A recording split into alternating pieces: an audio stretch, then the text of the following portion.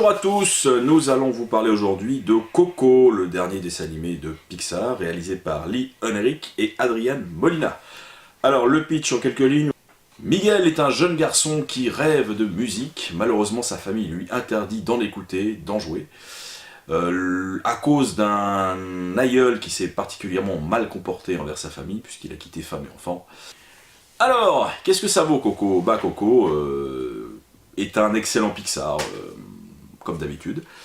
C'est un dessin animé qui techniquement se rapproche de la perfection, c'est-à-dire de film en film, Pixar arrive à repousser les limites de la technique. Là encore une fois, il y a des choses bluffantes, des plans rapprochés sur le visage de personnages qui sont pourtant des personnages de dessins animés, mais qu'on croirait réels, quoi. Il y a un plan sur le visage du héros, Miguel, alors qu'il sort de l'eau et on voit une espèce de brillance, enfin on croirait pouvoir toucher sa peau, alors que c'est un personnage complètement dessiné, c'est assez troublant. Donc la qualité est extraordinaire, la qualité technique. Côté décor, je sais pas ce que tu en as pensé, Julie. C'était magnifique, c'était haut en couleurs, il y avait mais de toutes les couleurs. C'est fabuleux, c'est un univers foisonnant, riche, plein de détails, enfin oui, c'est un truc de fou, je pense que vous en verrez pas d'autres dans votre vie. Voilà, elle l'a dit, c'est la cible, hein. Moi aussi, mais... Et en l'occurrence, ouais, il y a artistiquement, je dirais que sur un plan technique et artistique, le film est déjà parfait, rien à dire. Et, petite cerise sur le gâteau, en plus, il bénéficie d'un scénario intelligent, qui ménage un twist assez inattendu, comme tout bon twist. Voilà, donc c'est un scénario un peu plus peut-être abordable que celui de Vice Versa, qui était un peu complexe peut-être pour une certaine partie de son jeune public. Là on a un scénario qui est plus, on va dire, compréhensible pour la majorité des jeunes spectateurs, mais voilà, qui est quand même travaillé et qui ménage une bonne surprise.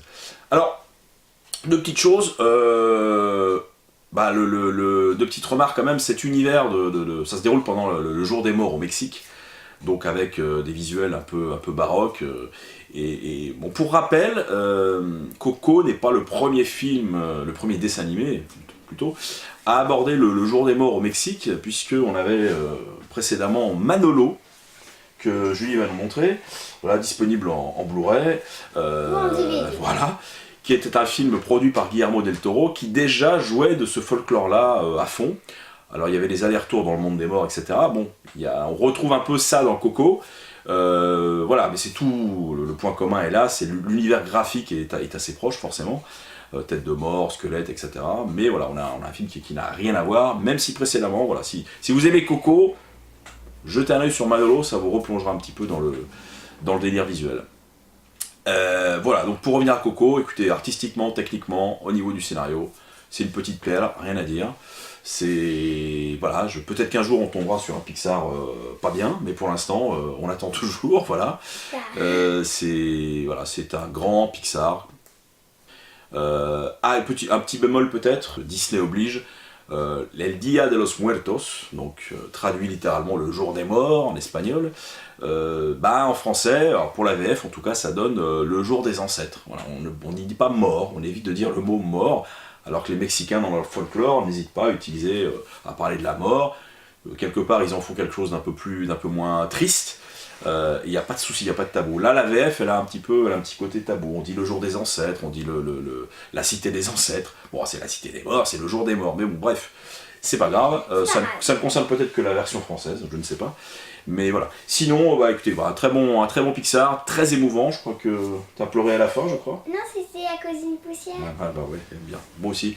Donc, on vous encourage vivement à aller voir Coco, c'est une réussite, c'est flamboyant, voilà, c'est magnifique, hein, on est d'accord? Bon, et écoutez, on vous laisse, on vous incite à continuer à aller au cinéma, et puis on vous dit à très bientôt. Pour regarder de nouvelles vidéos. Oui, ciao. Ciao.